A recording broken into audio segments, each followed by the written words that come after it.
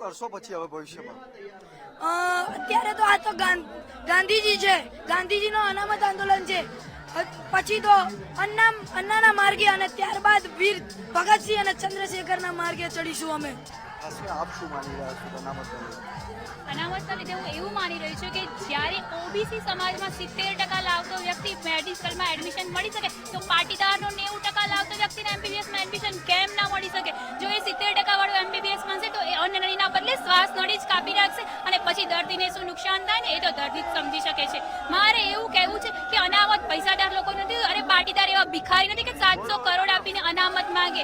હા, પાટીદાર પાસે સ્કૂલો છે અને બધું જ છે, તો પોતાના દમ પર છે, ના કે એમને કોઈ સરકારે આપી દીધું. અને અમારે અનામત અમારા માટે નથી હોતું, અમારે અનામત એવા ભાઈઓ માટે જોઈએ છે કે જેમને 2 ટાઈમ ખાવા માટે ઘરમાં રોટલા નથી અને વિદ્યાર્થીઓને ભણાવવા માટે ઘરમાં પૈસા નથી. અરે એવું નથી કે ઓબીસીના સમાજના લોકો પણ સુખી નથી, એ પણ સુખી છે, એમને પણ બંગલા છે ને એ પણ ગાડીઓ છે. મારે નેતાઓને પણ એ જ કહેવું છે કે આજે પાટીદારનું પ્રભુત્વ હોવા છતાં તમે તો તેને ખુરશી સાચવીને બેસી રહ્યા છો. અરે મુખ્યમંત્રી આનંદીબેન, આની જગ્યાએ જો કોઈ પટલાણી હોય ને બીજી તો ખુરશીને સાઈડ પર મૂકી દે અને પાટીદારને કહે કે હું તમારી સાથે છું.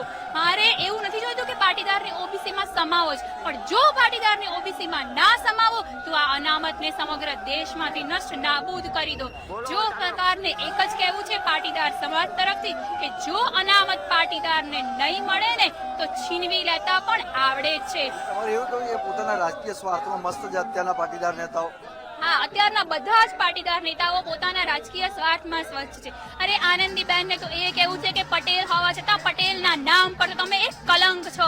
અરે નરેન્દ્ર મોદી કે એ શું બોલો છો? પોતાની જાતે વિચારીને બોલો ને તો ખબર પડે. એકવાર અહીંયા સમાજમાં આવીને બેસો ને તો ખબર પડે કે પાટીદારની ભાવના શું છે. આજે પાટીદારે વિશ્વાસ કરીને તમને ખુરશી પર બેસાડ્યા છે એટલે એ ખુરશી જ્યારે છીનવી લઈશું ને ત્યારે સાયકલની ઘંટડી પર ફેરવતા કરી દઈશું.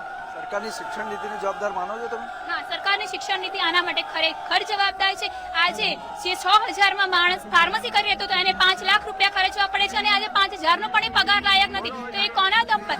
એ સરકારના લીધે જ આજે આ બધું થઈ રહ્યું છે. શું કરવા સરકાર સેલ્ફ ફાઇનાન્સ કોલેજને આટલી બધી મંજૂરી આપે છે? અરે સરકાર પોતાનો ભાર જાતે નથી ઉઠાવી શકતી? કેમ ગવર્મેન્ટ કોલેજો રદ થાય છે અને સેલ્ફ ફાઇનાન્સમાં પરિણમે છે કે સરકાર પોતાનો ભાર નથી ઉઠાવી શકતી? આના માટે મારે એ જ કહેવું છે બધી સેલ્ફ ફાઇનાન્સ કોલેજની મંજૂરી રદ કરો અને અડધી તો સેલ્ફ ફાઇનાન્સ કોલેજને ગવર્મેન્ટ કોલેજમાં એ લોકોએ સુપ્રત કરવી જ જોઈએ. જે સેલ્ફ ફાઇનાન્સ પરથી વાત કરો એ તમામ સેલ્ફ ફાઇનાન્સ કોલેજોની મંજૂરીઓ તો ભાજપના રાજમાં જ આપવામાં આવી છે. ખુદ મુખ્યમંત્રી જે આનંદીબેન છે એ પોતે શિક્ષણ મંત્રી હતા, જ્યારથી ભાજપનું રાજ છે ત્યારથી અસ્તિત્વમાં આવ્યું. ભાજપ એ જ કરે છે. ભાજપ શિક્ષણને પૈસા તરફ વાળવાનો પ્રયત્ન કરે છે. અરે શિક્ષણને તો સમગ્ર દેશને પૈસા તરફ વાળવાનો પ્રયત્ન કરે છે. અરે પૈસાથી કોઈ માણસ ખરીદાતું નથી કે પૈસાથી કોઈ માણસ વેચાતું નથી. માણસ ખરીદાય છે ને વેચાય છે ને તો પોતાની બુદ્ધિથી, પોતાના વિશ્વાસથી, પોતાની ઈમાનદારીથી. એટલા માટે મારે બધાને એ જ કહેવું છે કે જેટલી બી સેલ્ફ ફાઇનાન્સ કોલેજો છે એમાં 50% સેલ્ફ ફાઇનાન્સ સીટ રાખો, ના નહીં પણ 50% તો ગવર્મેન્ટ સીટ જ હોવી જોઈએ કે જેથી કરીને જે માણસ 5 લાખ નથી ભરી શકતો એ 6000માં તો એટલીસ્ટ પોતાની ડિગ્રી મેળવી શકે. અને આજે તો ડિગ્રીનું પણ કોઈ જવાબદાર નથી, કારણ કે ડિગ્રી મળ્યા પછી પણ નોકરી નથી મળતી. કેમ કે એમાં પણ ભ્રષ્ટાચાર થઈ રહ્યો છે ને એ બધું જ થાય છે ને આ બધા જે દિલ્હીમાં ને અહીંયા જે મુખ્યમંત્રીઓ બધા બેઠા છે ને એમના લીધે જ થાય છે. એ જ જવાબદાર છે, મંત્રીમંડળ જ જવાબદાર છે. એમને પોતાની જે ઈચ્છા છે એ વ્યક્ત કરવી છે, ના કે પોતાની જવાબદારી વ્યક્ત કરવી છે. આગામી ચૂંટણીમાં શું કરશો? ખાસ કરીને 2 મહિનાની અંદર ચૂંટણી યોજાશે સમગ્ર ગુજરાતમાં, તાલુકા પંચાયત, જિલ્લા પંચાયત, મહાનગરપાલિકા. તો શું પાટીદાર સમાજ કરશે?